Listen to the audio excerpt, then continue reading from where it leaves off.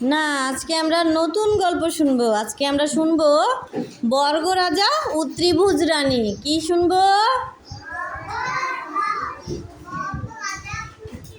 ত্রিভুজ রানী ও ত্রিভুজ রানী। আচ্ছা, রাজা রানীর গল্প সবাই মন দিয়ে শুনবে। সবাই তাহলে মুখে আঙুল দাও।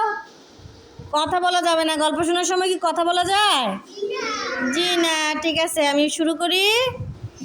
এক ছিল আজব রাজা, তার সব কিছুই চারকোনা, তার মুকুট চারকোনা, সিংহাসনও চারকোনা, তাই তার নাম বর্গ রাজা।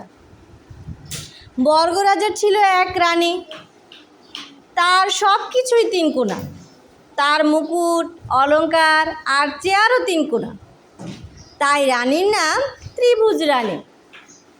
বর্গ রাজা ও ত্রিভুজ রানীর ছিল একটা গোল বাগান।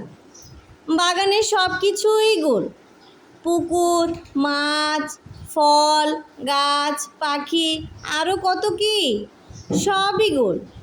গোল বাগানের ফল পেকে মাটিতে পড়তে থাকতো, কেউ খেত না। বর্গ রাজা ও বর্গ রানীর খাবার রান্না করতো বাঘ মামা। বাঘ মামা ছিল ভীষণ বিপদে, কারণ বর্গ রাজা খেত শুধুই চারকোনা খাবার আর ত্রিভুজ রানী খেত তিনকোনা খাবার।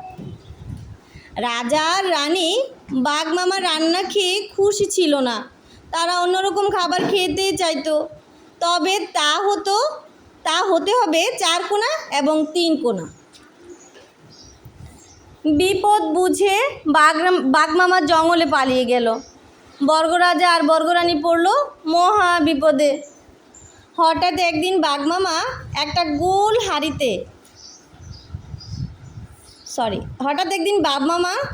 গোল হাঁড়িতে করে কি যেন নিয়ে এলো।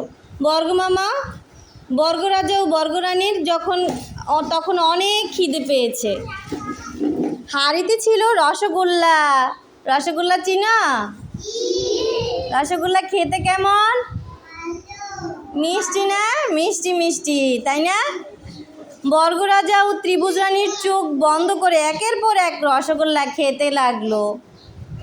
সেই থেকে বর্গ রাজা ও ত্রিভুজ রানী গোল, চারকোনা, তিনকোনা, লম্বা, চ্যাপ্টা সব ধরনের খাবার খায়। এখন তারা গোল বাগানের গোল গোল সব মজাদার ফলও খায়। বাঘ মামা এখন খুব খুশি। কেমন লাগলো গল্পটি? ভালো লেগেছে? আমার জন্য একটা হাততালি দাও। জোরে হাততালি হবে। Thank you.